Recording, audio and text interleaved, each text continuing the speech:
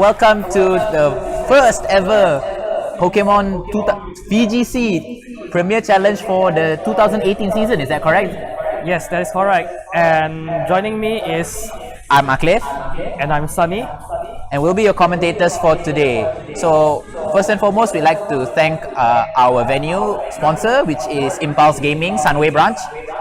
And we'll be featuring the Top Cut battle soon. Yes, we are gonna feature the Top Cup battle soon, and it's gonna be an interesting one because we just started the season, and there's already some very cool, very interesting matches, and some slight upsets over here in this Premier Challenge. Yeah, that's true. Like, although we do see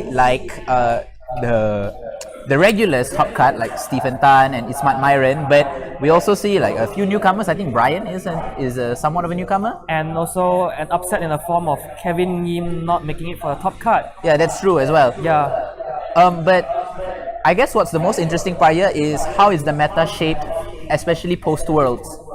yeah, I see a lot of inspirations from the world's teams, especially things like Sam Yeah, Sam Pandelicis team. Yeah, the circuitry and the very supportive Ninetales. Oh yeah, that's true. Now with Ninetales running wild with Aurora Veil, because there's not much anti-weather going on. Double Ducks has Yes. seemed to fallen a bit out of favor, especially Sun teams as well. Yes, but I would like to ask you, Akif, what are the most common Pokemon you've found in your matches today in Premier Challenge? Well, obviously the most common would be Arcanine, and followed very very closely by Celesteela. Thank you very much, and actually quite a surprising number of Mucks. Ah, I see. That's what I faced so far in the PC. Interesting you say that because I never really encountered many mugs, but I did notice that there were a lot of Koko Raichus in this tournament, Well, true. myself included. I see. So another thing interesting is that I feel that the meta has come full circle, because Celesteela was very popular early meta, but it fell out of favor a bit in the middle of it, and now it's returned back. Yeah, I guess because I didn't really see many Celestials, but anyways. Well, I saw many Celestias and many Marowaks. So we're gonna go into our match. We have Stephen Tan versus. Versus Joel Lee. All right, and both. I think Joel recently went to Worlds, the 2017, very recently in Anaheim. Yes, and so coming back fresh from Worlds, And what does he gonna bring to the table? I mean, he probably gained a lot of new experiences, fought some really strong opponents in Worlds. Yeah, and Stephen Tan also fresh off a victory from the Penang Premier Challenge that happened yesterday, I think. Yeah, is he gonna go for a double today? Maybe he's brought the same team, but I don't know what he brought in Penang. Yeah, because but it was a small tournament, but he did won it, and Yeah, so, he did win it, so yeah, so he might do a double this weekend, and it all depends on whether he will win this match against Joel. that's true. And Joel, of course, is no person to sneeze at. Definitely, he's a very strong competitor, and his track record has certainly proven so. Yes, one of the more consistently good players in Malaysia. If he tries hard enough, he is very likely he'll top cut. Oh yeah, definitely. No, I mean like not just top cut, but he has a very high chance of winning as well. But going up against a player of similar or arguably higher caliber in Stephen, I think both are more or less the Yeah, same. they're both more or less the same. So it really depends on first and foremost, what kind of teams they'll be bringing. Yes, however, it's one interesting thing to note though, because both Joel and Steven did fought each other during the Swiss rounds. Oh, they did? Yes, they did. Okay, interesting. So And Steven has won Joel in the Swiss round, so it's interesting to see what kind of adjustments will Joel make this time around. yeah, since now that they have information prior to the match of both teams, and now that it's a best of 3 especially, so like the match can go either way depending on how Joel, like you said, how he adjusts to Because the way you Stephen's play team. best of 3 and the way you play best of 1 is totally different. Starkly different. Yeah, correct. So I think we're moving on to the team preview very quickly. So to see like what kind of teams both players have brought today. Yeah, let's go take a look. Well, both of them seem to still be picking their teams, and their teams have not shown up yet. Yeah, so just have to wait for a perhaps bit. they're still not ready for battle yet. Oh no, I'm pretty sure they should be starting out soon. But either way, going back onto both players, right? So Stephen, his most notable achievement, if I'm not mistaken, is achieving top 4 in the Singapore Nationals for 2016. Yes, he did achieve really impressive. It was not an easy feat.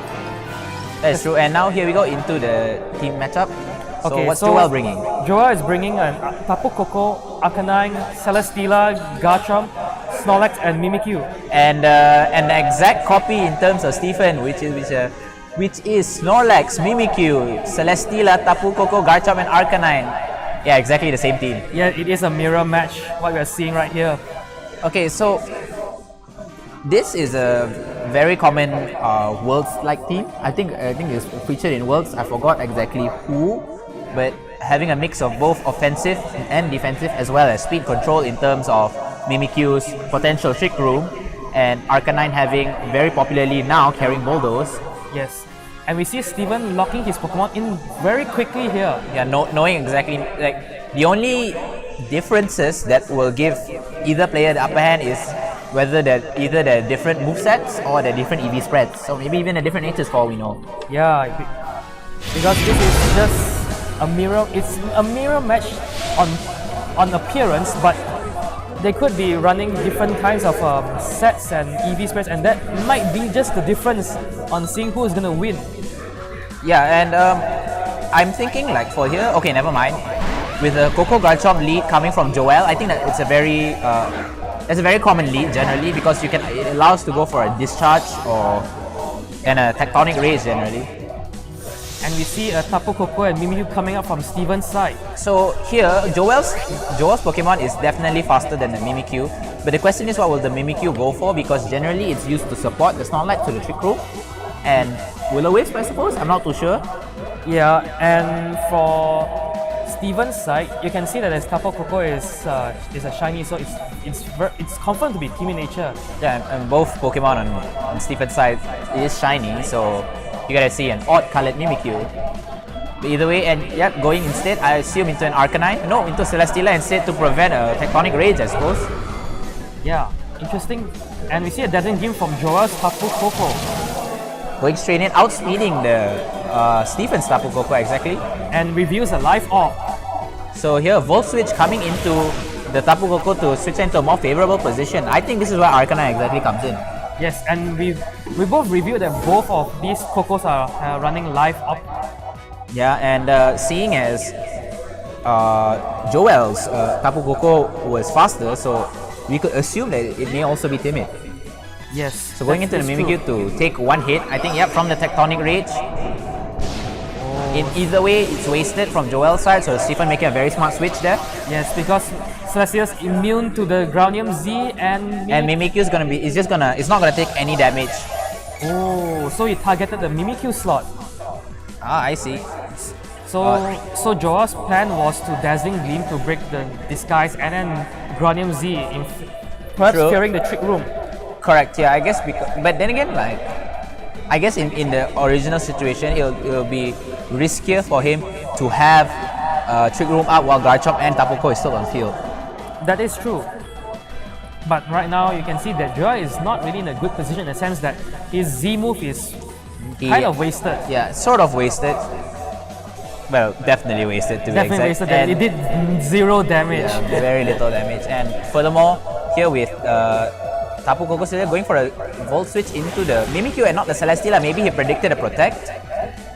But at least it broke the disguise. Correct. So and we can see what he's gonna switch into this time. I assume he's going to switch into Celesteela and go for an Earthquake.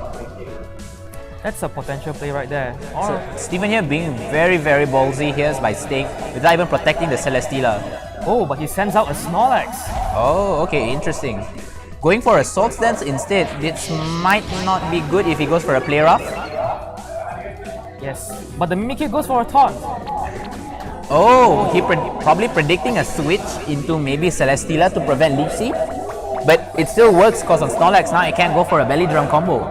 Yes, and that would mean that the Snorlax can't really boost itself up to max attack with Belly Drum. Yeah, especially if assuming it's carrying Belly Drum, which it usually does. And more importantly, it cannot also use Recycle to reuse its berry. Well, that is if the HP is dropped down to that much by then. But I suppose Snorlax Sky High, Special Defense and titanic HP stat allows it to survive more than enough for Taunt to wear off. But the question is whether or not Stephen will capitalize on it. Might be tough though because Mimikyu is a physical attacker, so and Mimikyu for now I think it's able to play rough quite a bit of Pokemon. It's just that which slot will it targets this time? Yeah, now with the Celesteela still running free, I suppose it could go for Protect this turn, but an Earthquake will definitely hurt whatever Stephen chooses to switch in if he does. He can choose to sack the Mimikyu.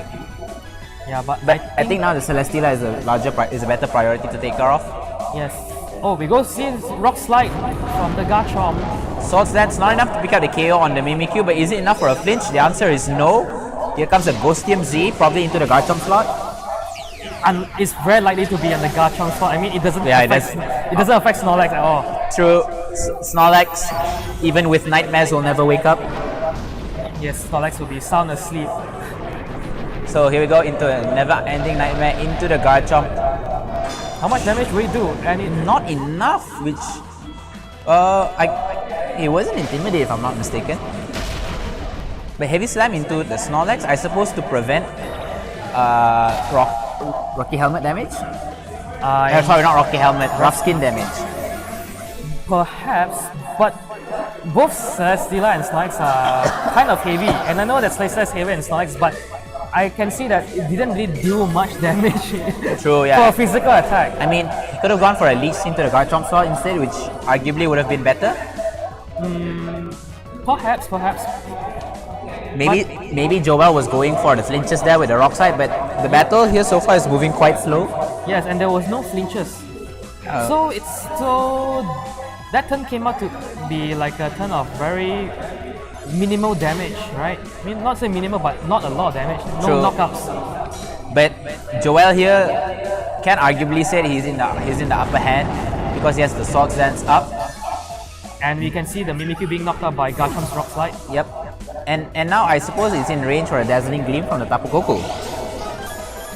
That's true. We can potentially see a Koko switch in, but the Koko again is threatened by the Snorlax because high horsepower. Yeah, and here if he has Gluttony, it should be eating his berry.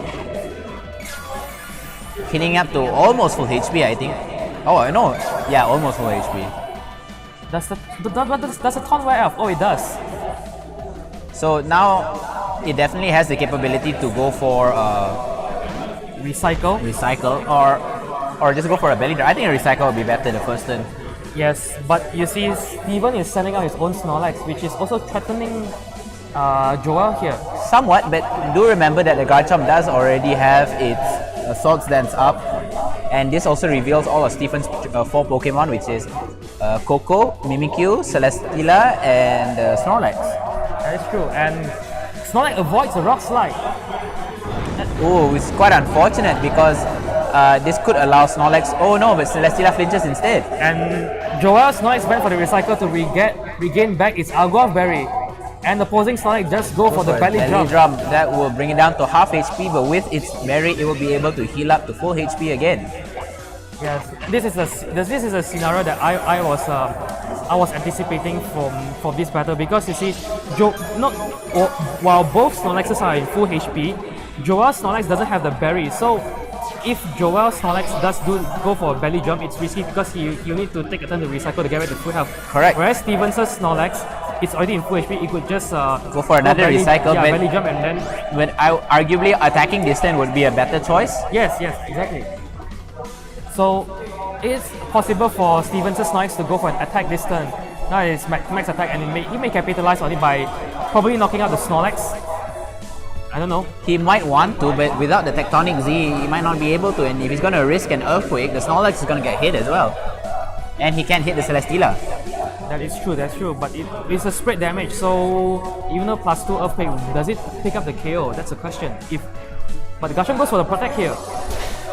Probably to try to rack up a bit of damage before getting. AB Slam onto the Garchomp, Protect. Snorlax going for a return onto the opposing Snorlax to get a little bit of chip damage. And the opposing Snorlax goes for the return of its own onto the Snorlax. +6 is a confirmed KO on that end. No Gluttony activating this time. No, well, it can't activate if it's dead. Yes. I mean, Snorlax can eat it in sleep, but apparently not in its death.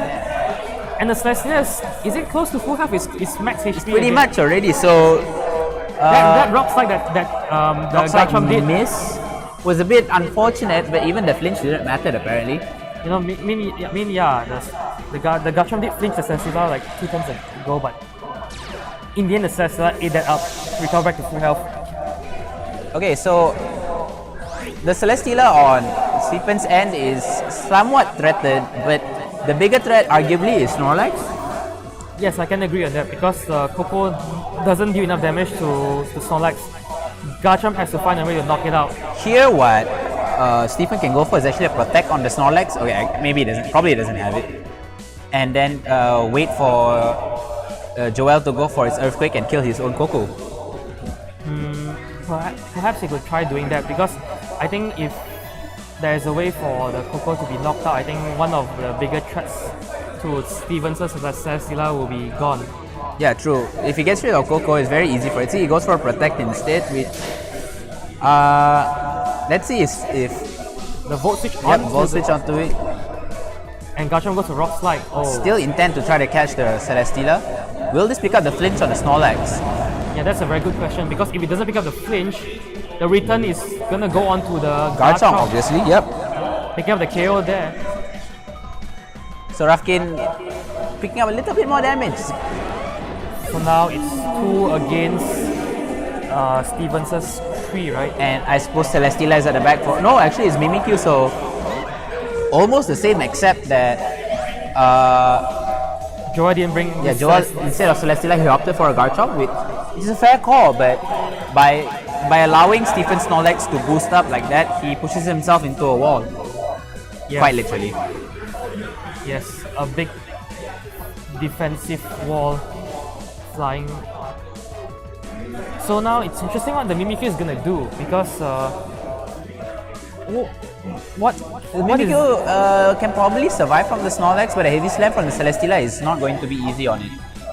Yes, because the Mimikyu is being threatened by that Celesteela right there. Correct, actually withdrawing, so let's see if he capitalizes it by going onto the Snorlax instead. And Stevenson's Tapu Koko is being sent out. And the Tapu Koko goes for Thunderbolt onto... The Coco's onto the Celesteela slot. This will pick up the KO on the Tapu Koko. But it does not matter anyways, because he can't use the Z move anyways. So going for a taunt, preventing a possible recycle from the Snorlax. But Snorlax is not going to go for it. He does not mind. He's just going to go for a return into the Tapu Koko, and now it's going to be a 1v2 against a full health Celesteela.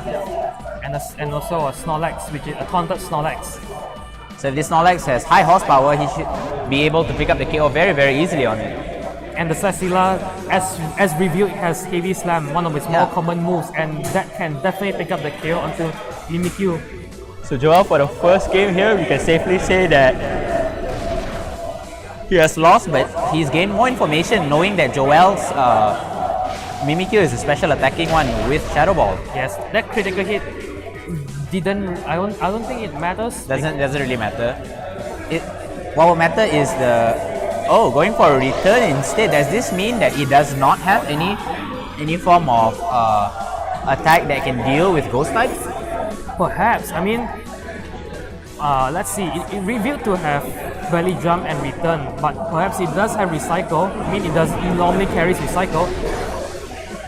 So Joel is going to try his best to take out. Yeah, but heavy slam here is more than enough to get a KO. The small Mimikyu being slammed by the big wide girth of a Celesteela. Yes, and we see a game 1 going to Steven Tan. 2 big bodied Pokemon knocking out Joel. Joel's very thin and lanky Pokemon, which is a bit ironic seeing that Stephen himself is very tall, thin and lanky. Yes, but I guess what Pokemon he carries doesn't represent how he looks like. I mean, this is Pokemon after all, and yeah, Pokemon of all shapes and sizes. So what matters is the stats. Yes, and abilities and moves and items and a lot of things. Yeah, but not the aesthetics of it. That is true.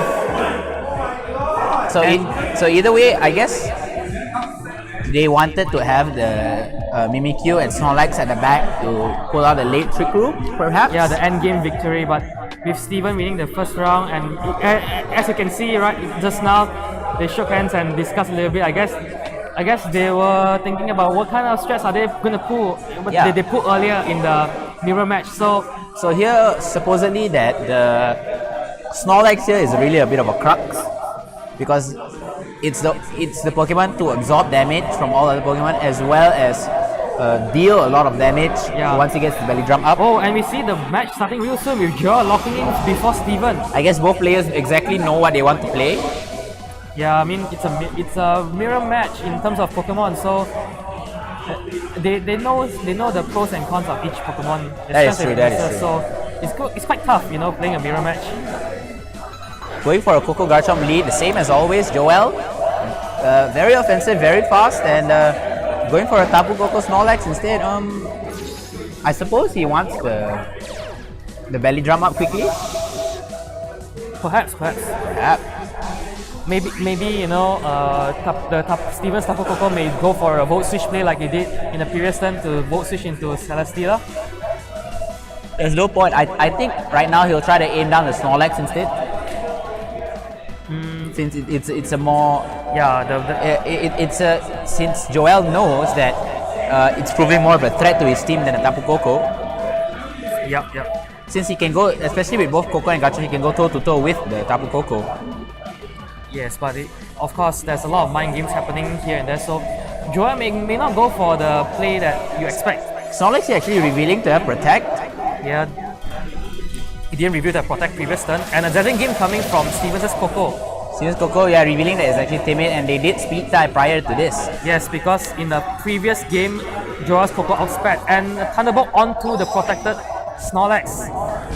So probably a Thunderbolt and a Tectonic Z, Tectonic Rage into the Snorlax slot probably, and because Joel did not know whether or not Steven's Snorlax carry Protect, and I don't think a lot of Snorlax tend to carry Protect. Yep. So with the Snorlax protecting, it will take lesser damage than usual, but how many percent that it does? It does about 10%. Yeah, 10-15%. So now, like, if Steven's Tapu Koko manages to win the speed tie, he can just go for another Designate and pick out a KO on both Pokemon. Yes. So again, Joel is not really in a good position on his first turn. Same as the prior turn. Yeah. Prior game. Sorry. So it's gonna be tough for Joel to try to counter what Steven's gonna do next. Yep. I think Joel here was really banking on winning the speed tie. And double knockouts from Steven. From a Life Orb Tapu Koko, showcasing how much power it has. And this is the early VGC17 strategy right there. Quite, Dazzling Life Orb Koko is been there around since the beginning of the season. Since the beginning, correct. Because Tapu Koko has been providing with very reliable speed measures, being a good electric type, and having the ability to switch in out with Volt Switch easily, as well as having the Fairy type, which would give it a bit of an edge over Garchomp. Yes. And the Snorlax just now, as you can see, didn't go for belly jump, so it's a +6 Snorlax over there against a normal. Yeah, a return onto Joel Snorlax, comboed with a Thunderbolt from Tapu Koko into the Celesteela would arguably just very easily pick up the KO. And we can very easily see that this might be a clean sweep right there. Would you say so, Uplift? Probably depending on whether the Celesteela chooses to protect here and how Stephen will choose to go for the KO on either. Will he double target on one Pokemon just to ensure it, or will he just straight up go for it? Yep, no, instead Thunderbolt straight into the Celesteela spot. Picking with up the electric terrain, definitely pick up the KO. And so the Snorlax slot on Joel's side is going for the return. Yep. But without the belly drum, it will not be able to pick up the KO. And the return on Stevens' Snorlax. So Stephen's Snorlax returns the return from Joel's Snorlax. Yes, and you can see a very convincing 2-0 win with a 4-0 sweep on round 2. So, Sunny, I mean, congrats to both players for making it to the top cast, and also congratulations to Stephen for making it to the semi-finals of the very first Premier Challenge for the 2018 season. Yes, really congratulations for Stephen Tan. I mean, he won the Premier Challenge yesterday in Penang, and now he's here, seemingly very hungry for another win. True, eating out at CP. So, what would you think is the mistake from Joel's side?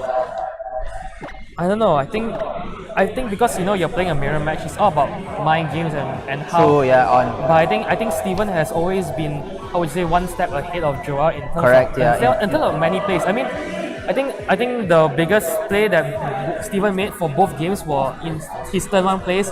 I think that also shook the psyche of Joel a little bit because it was a really clean play on the first turn, and it made Joel Doubt whether or not. seemed like he was in a big disadvantage for wasting his Z move on both first turns. Correct, and he needed to play from from the back feet. So Yeah. instead.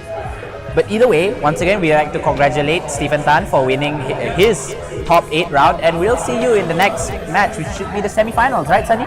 Yeah, that should be the semi-finals. And also a huge congrats for Joel for making it to top 8 today. That is right. So we will see you in next round. For the next Cheers. round, yes.